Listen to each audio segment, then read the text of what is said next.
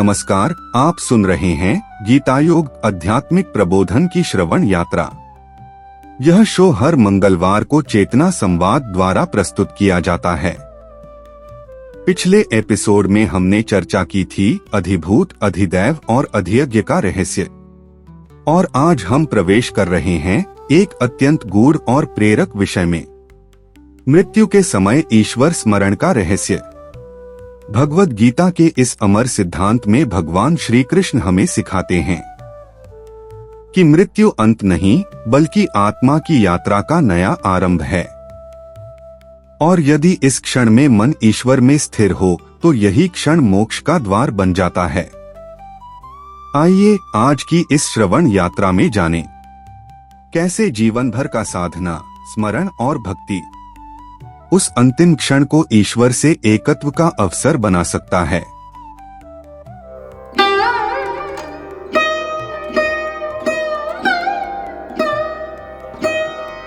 नमस्कार।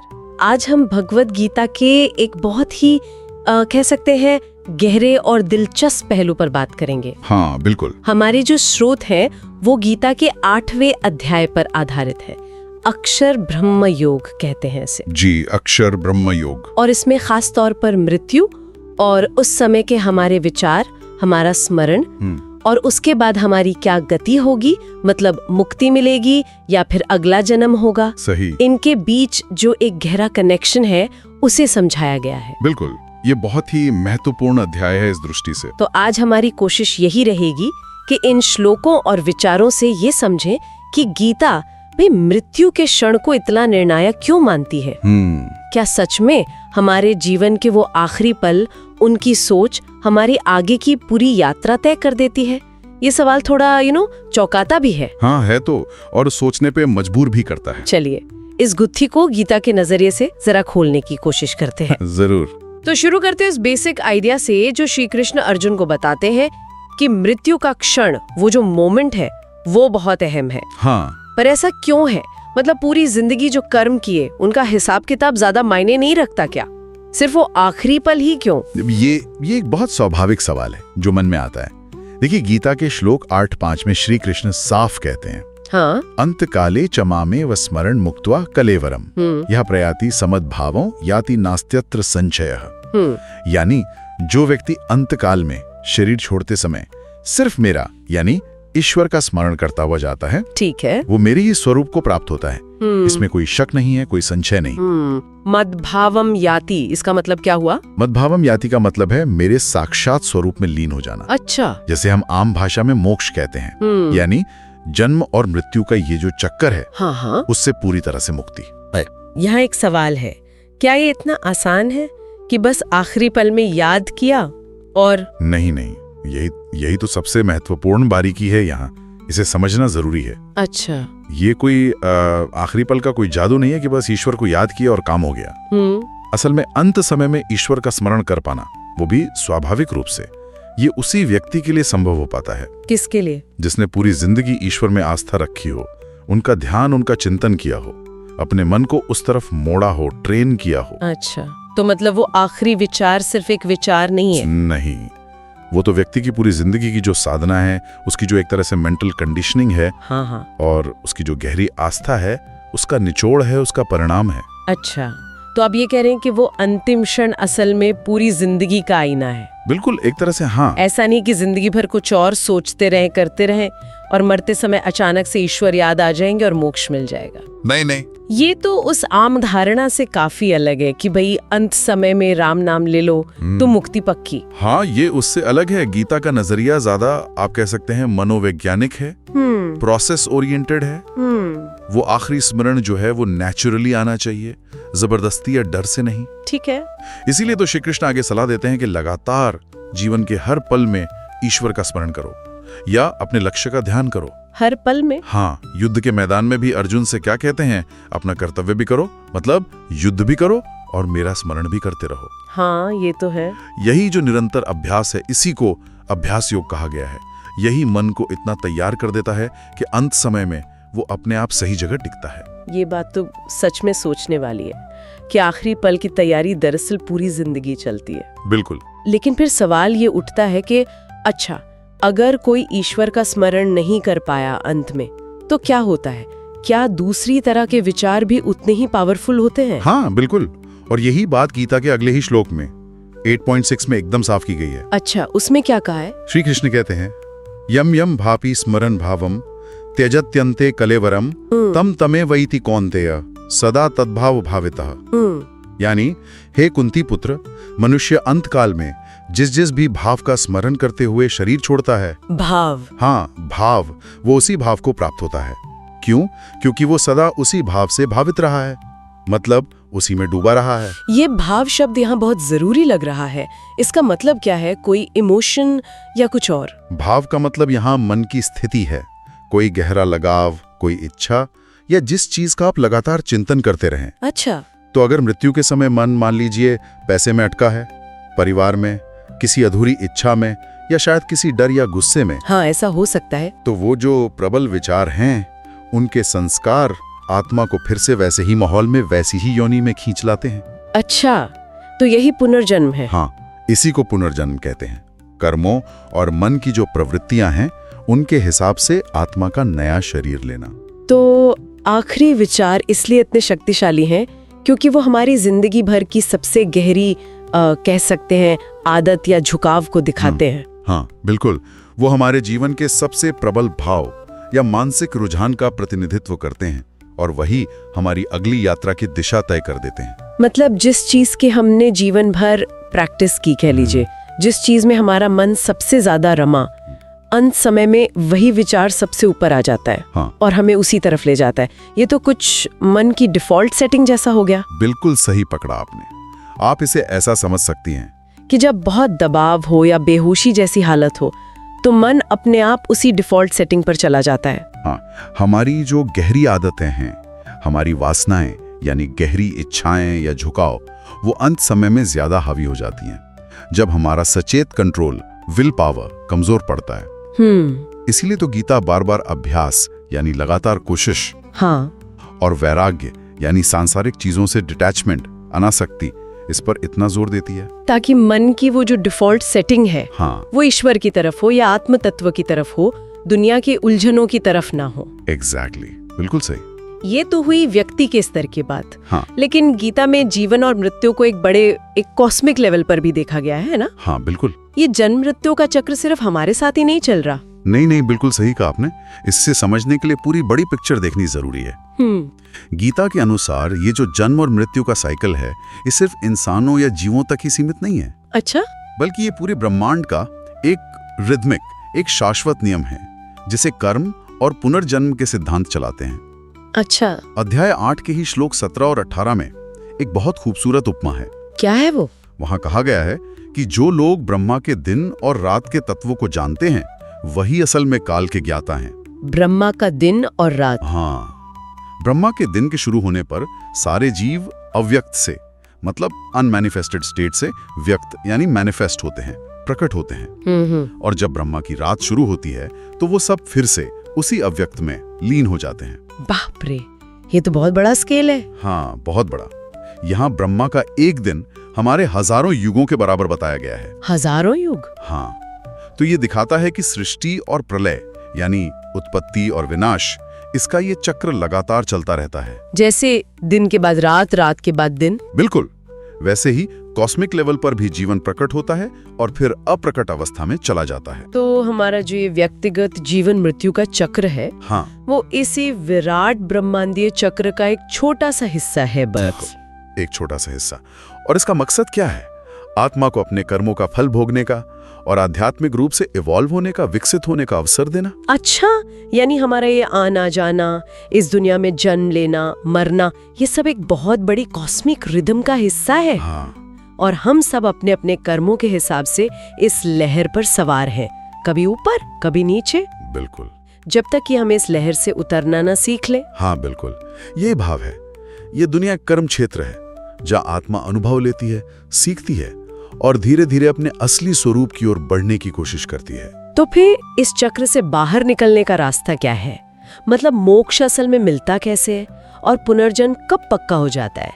गीता इस बारे में कुछ और साफ बताती है। हाँ, गीता का 8वां अध्याय असल में इसी सवाल का जवाब देने पर ही तो फोकस करता है।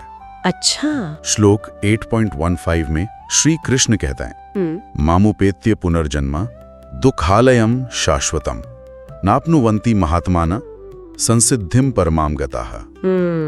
इसका क्या मतलब हुआ? इसका अर्थ है मुझे यानी परमात्मा को हाँ प्राप्त होकर महात्मा जन यानी वो लोग जो परम सिद्धि को पा चुके हैं, हाँ, वो इस दुख के घर और क्षणभंगुर संसार में फिर से जन्म नहीं लेते। दुख का घर और क्षणभंगुर संसार। हाँ, दुखालयम शाश्वतम, वो जन्म मरण के चक्र से हमेशा के लिए मुक्त हो जाते हैं। यही मोक्ष है, परम गति है। और जो नहीं प्राप्त कर पाते? हाँ, तो इसके ठीक उलट उन लोगों की स्थिति है जो दुनिया की मोह माया में, इच्छाओं में, अहंकार में बुरी तरह फंसे रहते हैं। मृत्यु के समय उनका मन ईश्वर में टिक नहीं पाता, वो इन्हीं संसारिक चीजों में उलझा रहता है। अच्छा। ऐसे लोग अपने कर्मों का बोझ और अपनी अधूरी इच्छाओं के संस्कार लेकर फिर से इसी दुखालय यानी दुख के घर, हाँ, और अशाश्वत यानी टेम्पररी संसार में जन्म लेते हैं। तो वो बार बार आते जाते रहते हैं। हाँ, वे बार बार जन्मते हैं, मरते हैं, सुख दुख भोगते रहते हैं, उसी चक्कर में घूमते रहते हैं। ये दुखालयम शाश्वतम शब्द वाकई बड़े दमदार हैं। दुख का घर और क्षणभंगुर, है ना? ये सुनकर तो लगता है कि भाई इस चक्र से निकलना ही सबसे अच्छा लक्ष्य है। हाँ, गीता के अनुसार तो यही परम लक्ष्य है। लेकिन क्या ये चुनाव, ये परम सिद्धि, क्या ये हर किसी के लिए वाकई संभव है या ये बस कुछ खास महात्माओं के लिए ही रिजर्व्ड है? नहीं, देखिए, गीता का संदेश तो यूनिवर्सल है, सबके लिए है।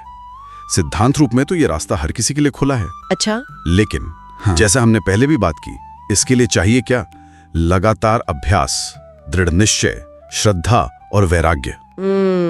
और ये आसान नहीं है, खासकर आज की जो ये भागदौड़ भरी जिंदगी है, इसमें तो और भी मुश्किल है। सही बात है। लेकिन गीता ये भी कहती है कि थोड़ा सा भी किया गया अभ्यास बेकार नहीं जाता। अच्छा, ये राहत की बात है।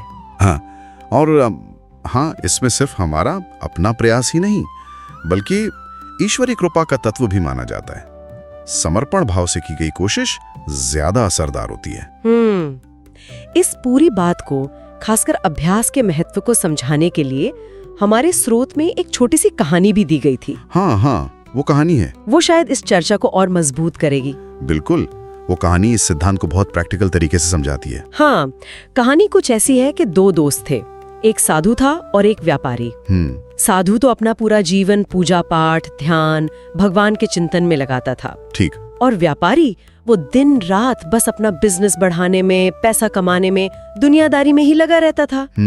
आमतौर पर जैसा होता है। हाँ, वो अक्सर साधु से कहता भी था, यार अभी तो कमाने खाने की उम्र है, बुढ़ापे में देख लेंगे भगवान का नाम लेना। टालने वाली बात। बिल्कुल। साधु उसे समझाता था कि भाई अब ईश्वर का स्मरण तो हर सांस के साथ करना चाहिए, इसे कल पर मत टालो। सही सलाह थी। खैर, वक्त बीता, व्यापारी काफी बूढ़ा हो गया, बीमार पड़ गया। जब उसे लगा कि अब भाई अंत समय आ गया है, तो उसे अपने दोस्त साधु की बात याद आई। उसने साधु को बुलवाया और बड़ी उम्मीद से कहा, दोस्त, अब मेरा आखिरी वक्त है, प्लीज मुझे ईश्वर का स्मरण कराओ, उनका नाम सुनाओ ताकि मुझे मोक्ष मिल जाए। अच्छा, फिर साधु ने क्या कहा? साधु ने बड़े शांत भाव से जवाब दिया, कहा, मेरे दोस्त, जो तुमने जीवन भर कमाया है, जिस चीज का तुमने जीवन भर अभ्यास किया है, अंत समय में तुम्हें वही याद आएगा। ओहो। तुमने जीवन भर धन और व्यापार का ही चिंतन किया, वही तुम्हारे मन में गहराई तक बैठ गया है। ईश्वर का स्मरण तो जीवन भर की कमाई है, ये कोई ऐसी चीज नहीं है जो मैं तुम्हें आखिरी पल में दे सकूं। वो तो तुम्हारे अंदर से अपने आप स्वाभाविक रूप से आना चाहिए था। क्या बात है, ये कहानी तो बिल्कुल आईने की तरह साफ कर देती है कि गीता का असल संदेश क्या है ना? मृत्यु के समय ईश्वर का स्मरण कोई जादू की छड़ी नहीं है कि बस घुमा दी और मनचाहा फल मिल गया। ये तो जीवन भर का जो अभ्यास है, ध्यान है, कर्म है, समर्पण है और मन की जो पूरी कंडीशनिंग है, उसका नतीजा है। सही। एक व्यक्ति जिसने अपनी पूरी जिंदगी दुनिया की चीजों के पीछे भागने में लगा दी हो, हाँ, उसके लिए अचानक से बिना किसी पिछली तैयारी के आखिरी पल में अपने मन को पूरी तरह से ईश्वर में टिका देना, ये लगभग नामुमकिन जैसा है। मन अपनी पुरानी आदतों की तरफ ही भागेगा। बिल्कुल, मन अपनी पुरानी आदतों की तरफ ही भागेगा। कहानी तो छोटी सी है पर चोट गहरी करती है। हाँ, बिल्कुल। ये इस बात पर सोचने को मजबूर करती है कि हम असल में रोजमर्रा की जिंदगी में अपने मन को किस चीज का अभ्यास करा रहे हैं। सही सवाल है। कहीं हम अनजाने में उन्हीं चीजों का स्मरण पक्का तो नहीं कर रहे जो हमें वापस इसी चक्कर में उलझा देंगी। बिल्कुल। ये कहानी हमें अपनी प्रायोरिटीज पर, अपनी प्राथमिकताओं पर दोबारा सोचने के लिए मजबूर करती है। गीता ये नहीं कहती कि संसार छोड़ दो या कर्म मत करो, नहीं, बल्कि वो कहती है कर्म करो, लेकिन अटैच्ड होकर नहीं, अनासक्त होकर, और मन को लगातार ऊंचे लक्ष्य से यानी ईश्वर से या आत्मतत्व से जोड़े रखो। तो अगर हम इस पूरी चर्चा को अब समेटे तो सार यही निकलता है कि भगवत गीता के अनुसार मृत्यु एक बहुत ही क्रिटिकल मोमेंट है। हाँ, जहां हमारे आखिरी विचार हमारी अगली गति तय करते हैं। बिल्कुल। लेकिन ये आखिरी विचार कहीं आसमान से नहीं टपकते, नहीं, बल्कि ये हमारे जीवन भर के कर्मों, विचारों, इच्छाओं और सबसे बढ़कर हमारे अभ्यास और स्मरण का ही एक रिफ्लेक्शन होते हैं, एक प्रतिबिंब होते हैं। एकदम सही। इसीलिए श्री कृष्ण अर्जुन को और शायद हमारे माध्यम से हम सबको यही सलाह देते हैं कि लगातार ईश्वर का स्मरण करते हुए अपने कर्म करो। हाँ, ताकि अंत समय में मन भटके नहीं और हम इस जन्म मृत्यु के दुख भरे चक्र से छूटकर परम शांति यानी मोक्ष को पा सकें। हाँ, ये बिल्कुल सही सारांश है। बहुत अच्छे से आपने समेटा इसे। शुक्रिया। और ये चर्चा हमें एक बहुत ही रेलेवेंट और सोचने वाले बिंदु पर लाकर छोड़ती है, मुझे लगता है। क्या? गीता सतत अभ्यास और निरंतर स्मरण पर बहुत जोर देती है ना? हाँ, देती है। लेकिन सोचने वाली बात यह है कि आज की जो ये इतनी तेज रफ्तार जिंदगी है, इतनी भागदौड़ है, इतने डिस्ट्रैक्शंस हैं, हाँ, क्या इस माहौल में ये निरंतर स्मरण प्रैक्टिकली संभव है? ये तो बड़ा मुश्किल सवाल है। हाँ, अगर हम साधु संत नहीं हैं, आम गृहस्थ जीवन जी रहे हैं, तो क्या हम सच में हर समय ईश्वर को याद रख सकते हैं? और अगर हाँ, तो इस निरंतर स्मरण के आज के जमाने के हिसाब से क्या रूप हो सकते हैं? क्या इसका मतलब सिर्फ माला जपना या पूजा करना ही है, या इसका कोई और गहरा मनोवैज्ञानिक मतलब भी है जिसे हम अपनी रोजमर्रा की जिंदगी में काम करते हुए उतार सकें? अच्छा, हाँ, शायद ये वो सवाल है जिस पर हम सभी को अपने अपने लेवल पे सोचने की जरूरत है। कैसे हम अपने काम करते हुए भी, अपनी जिम्मेदारियां निभाते हुए भी उस ऊंचे लक्ष्य के प्रति सजग रह सकते हैं, अलर्ट रह सकते हैं। वाकई ये एक ऐसा सवाल है जो हमें अपने जीवन जीने के तरीके पर बहुत गहराई से सोचने को मजबूर करता है। आज की इस गहरी पड़ताल को यहीं विराम देते हैं।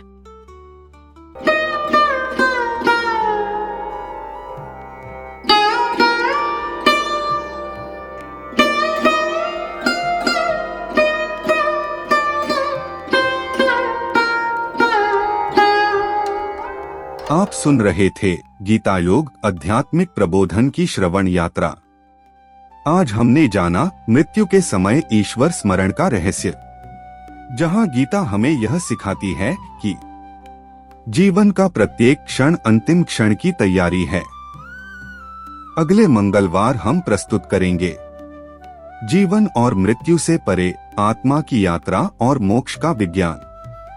यदि आपको यह श्रवण यात्रा प्रेरक लगी हो तो इस शो को फॉलो करें और चेतना संवाद के YouTube चैनल को सब्सक्राइब करना न भूलें।